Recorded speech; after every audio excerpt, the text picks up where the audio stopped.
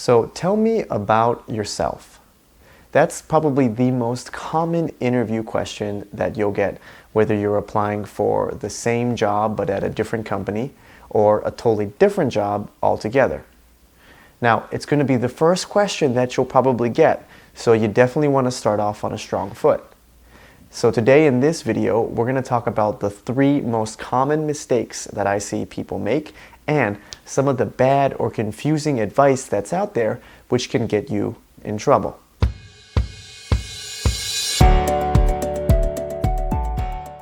Welcome to the Career Shakers YouTube channel.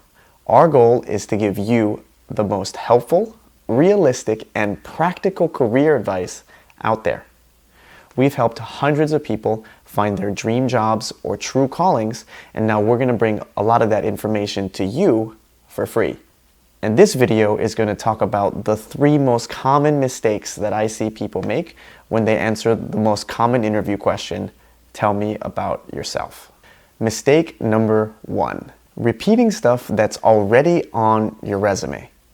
You've probably applied for this job online with Google or LinkedIn or Indeed. So the person interviewing you probably has already seen your resume. So why would you want to repeat stuff that they've already read? But don't get me wrong, I've seen all of the other videos online and on career blogs that tell you to talk about your current role, your responsibilities, what you're doing today, some of your key achievements. And while that does make sense, if the person already has your resume, which has all of those things, then you're just kind of wasting everyone's time. So what you should be doing is trying to understand the scope of the role, the type of work that you'll be doing, and what they're looking for in this person that they don't already have. And the best way to do that is to get the recruiter or hiring manager that you're speaking with to first speak about the role before you start talking about yourself. Let's say you're applying for a sales manager position at a store like Best Buy. And I like to use sales examples because everyone, no matter what you do for a living or what industry you work in, understands sales. So if you're applying for a sales manager role at Best Buy, maybe the recruiter is saying, as a sales manager here, you would be managing sales for 5 different stores, all in the greater Los Angeles area. You would have a yearly quota of $1 million, and you would need to manage 15 people. Great. Now that you have this information about the role, you probably won't tell them about yourself by saying that you're currently a sales manager and you manage 3 stores and you have a team of 5 who you currently manage and oversee today, and your quota or yearly sales target is $500,000. Because if you just started by saying those things, talking about your current work and your responsibilities and some of your accomplishments, you've essentially accidentally eliminated yourself from the running. That would suck. But you're probably thinking to yourself, well, what if I don't match what they're looking for? What do I do? If you don't match exactly what they're looking for, you're going to need to start thinking on the fly and trying to make up for some of those gaps or differences that you may have. So in this example right here, could say something like, so today I currently manage 3 stores in the greater Los Angeles area. I know in this role that you're looking for, this person would manage 5 stores. But one thing you should know is that the 3 stores that I manage today are actually the biggest revenue drivers for my company. And it has the greatest amount of inventory, or et cetera, et cetera, et cetera, right? And maybe you only manage 5 people today. So you could say something like, today I may only manage a team of 5, but at my last company or in my last role, I had a team of 10 that I used to report. So I am used to managing larger teams. If you're finding this video to be helpful so far, hit the subscribe button down below and comment what you would like our next video to be about. This is probably going to be one of the first videos on our channel, so this is our way of saying thank you, as you can help create the content for what's going to come next. Key mistake number 2. There are other questions that sound a lot like "tell me about yourself," which can be confusing and may lead you to give the wrong answer. It's kind of like confusing there with there with there.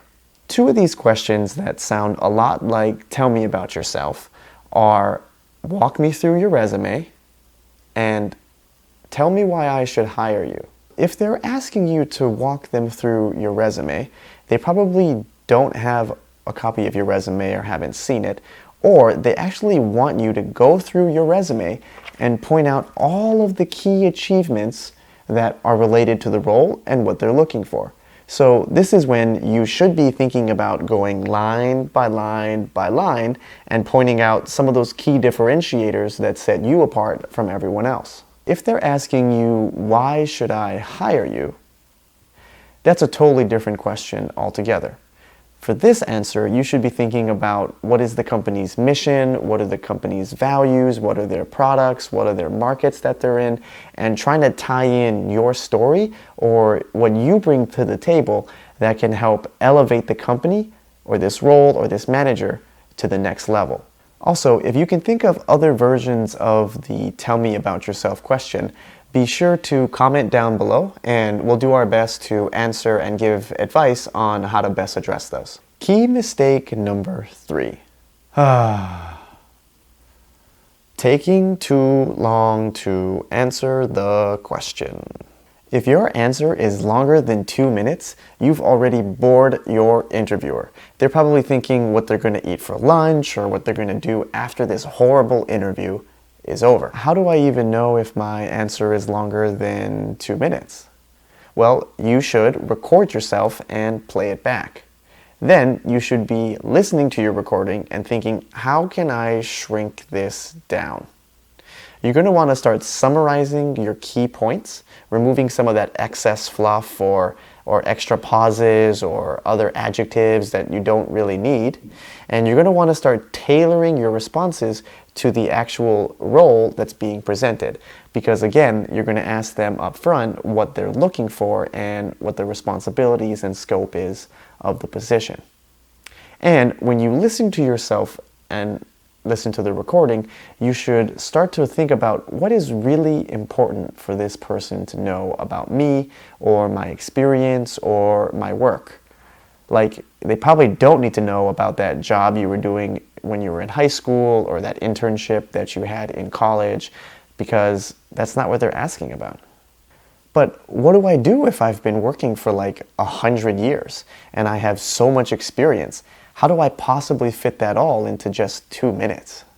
Well, having lots of experience is actually a good thing, because then you'll have all of these different counter arguments ready to go in your back pocket that can help address some of those gaps or weaknesses that you may not have in your current role that they're looking for in this next role. And you'll also have a lot more experiences and key achievements or big projects to pull from that can really help separate you from other candidates. All right, well, that's going to cover our 3 most common mistakes and some of the bad or confusing advice that I've seen about answering the world's most common interview question, "Tell me about yourself." If you found this video helpful or want to work with us in the future, please check out our website. It's going to be posted in the description down below, but it's www.careershakers.com. Thanks for watching, and we'll see you in the next video.